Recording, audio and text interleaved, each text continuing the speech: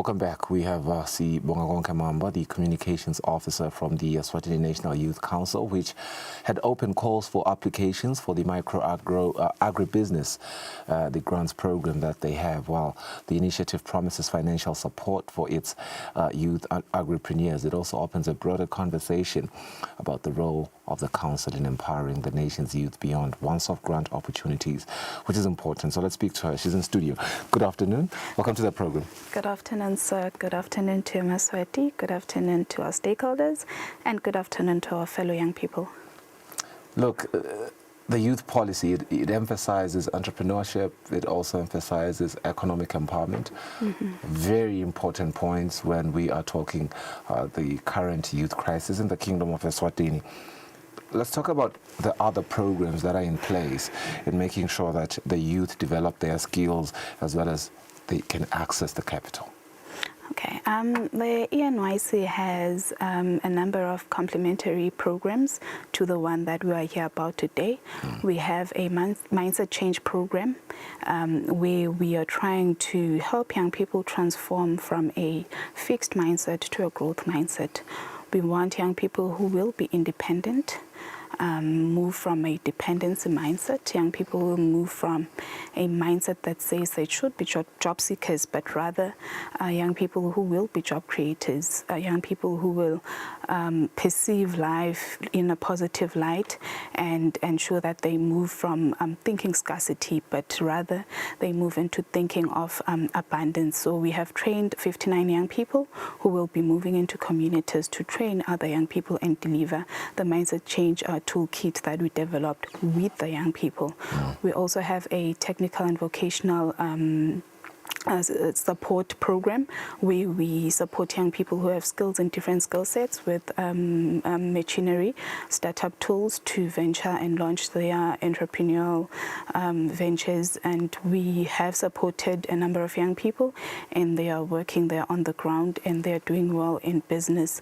We then have other social programs that include our life skills education program, which has also integrated a component on entrepreneurship, just to ensure that young people lead positive lives, but also they are equipped with skills to start their own businesses and be independent. Yeah, that's a very comprehensive suite of programs that you guys have. I do want us to get into the grant program and, you know, of course, look into the selection criteria outside of just the age factor. Who qualifies and how do you ensure that it is fair for both people in the remote areas and people in the urban areas?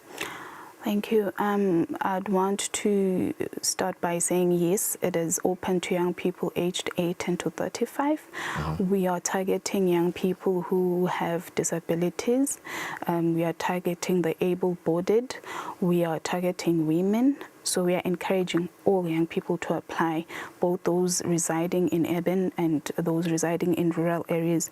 We want young people who have viable agribusiness ideas or existing businesses. So we are looking at young people also who will at least prove that they have access to land in one way or the other, so that we can have surety that they can actually venture into their different businesses. So we are looking at ensuring that all young people, no young person is left behind. Right. And in so doing, we will ensure that we also facilitate site visits in all areas of those that have been eligible, so that we ascertain the readiness of their businesses regardless of their location, whether in the rurals or in the urban settings.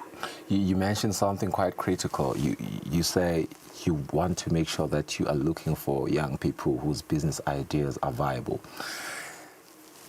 Viable business is very important because I suppose that ensures that you're not throwing money down the drain. It's money that's going to, you know, go into a business that will be sustainable and officially bring back the money, because it is a grant.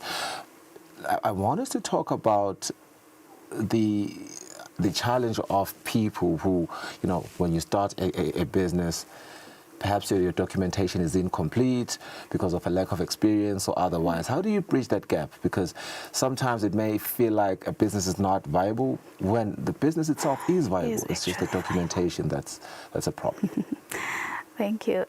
So what the council has done is that we have started a program which started recently, where we equip young people with CV writing and business plan development. So we have reached about over 200 young people in Manzini and Lubombo. Will be moving into Hoho and Chiselweni, and this will be done continuously.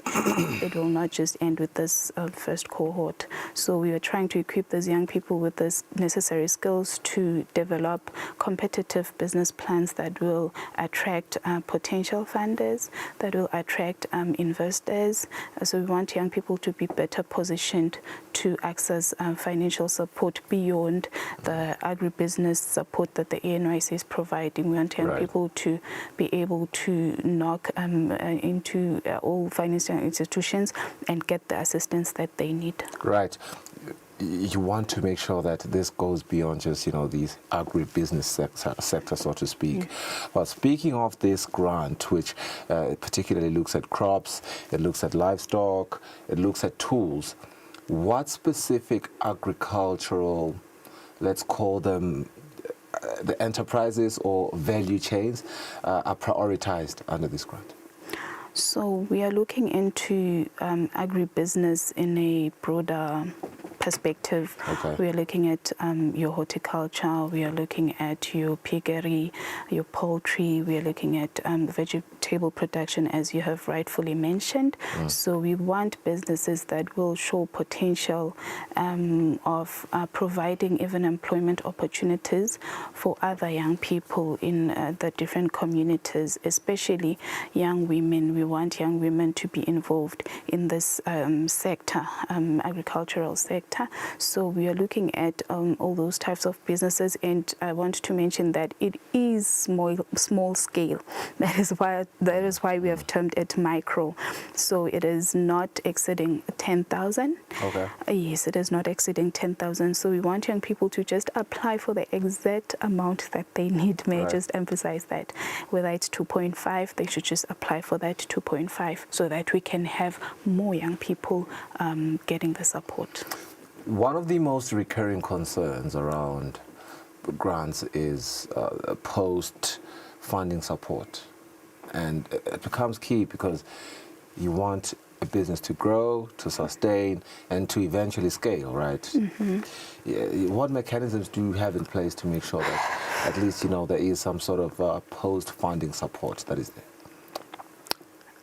It is very critical to ensure that we provide mentorship to these young people. So fortunately enough, through the support of the Ministry of Sports, Culture and Youth Affairs, the ANYC has decentralized. We have regional officers in all 4 regions.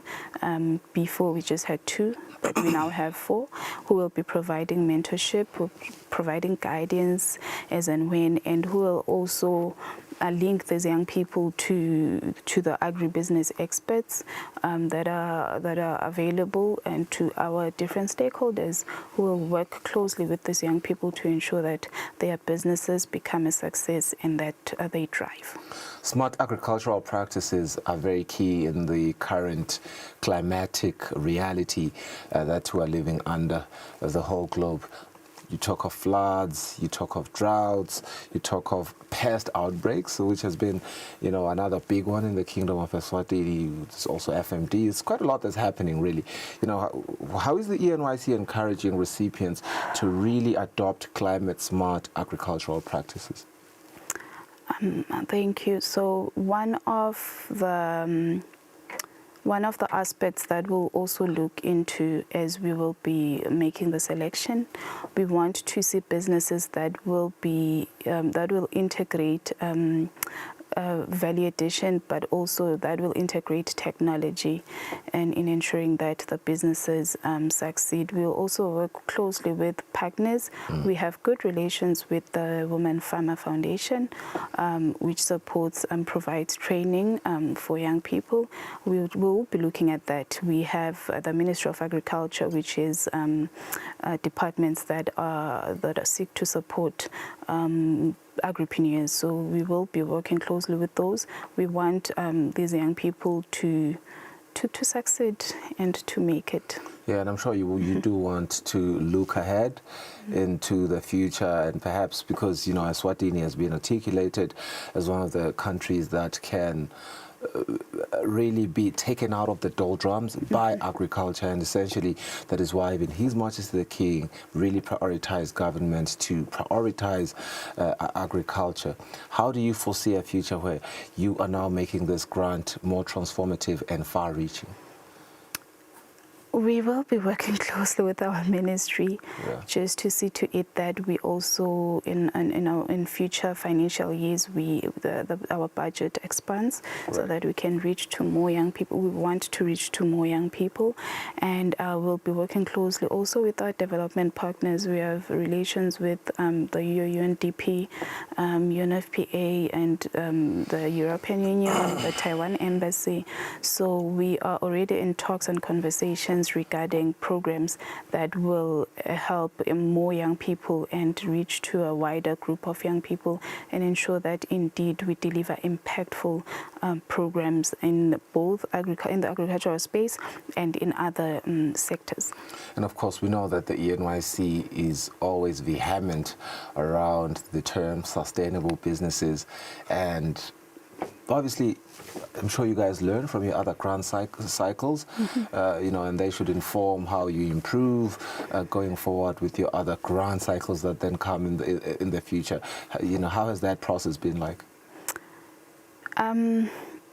We do have young people who are actually doing well, but we do have those young people who still need more mentorship. Now that has shown us that we need to invest more in mentorship, not just the first month after the awarding, not just the second month, but right through, say maybe for a year. Just be close to those young people and ensure that they get the guidance that they need. We also have the ENYC has also, through the ministry support, we now have a monitoring and evaluation office in-house, which it wasn't the case before. So we will be ensuring that we evaluate those businesses, and we want to see areas of further support amongst the different businesses that these young people are leading, beyond the agriculture, even those that are in TVET, those that we have supported with the tools. We want to see to it that we actually achieve the goals that were meant to be achieved by those programs. Yeah, thank you so much, Bongagonke. It is the Bongagonke Mamba Communications Officer from the Eswatini National Youth Council, and indeed agriculture, agribusiness remains one of the most pressing frontiers for youth empowerment and economic transformation in the Kingdom of Eswatini. It's going to be beautiful to see our youth build, grow, start and sustain, as well as scale their businesses in a way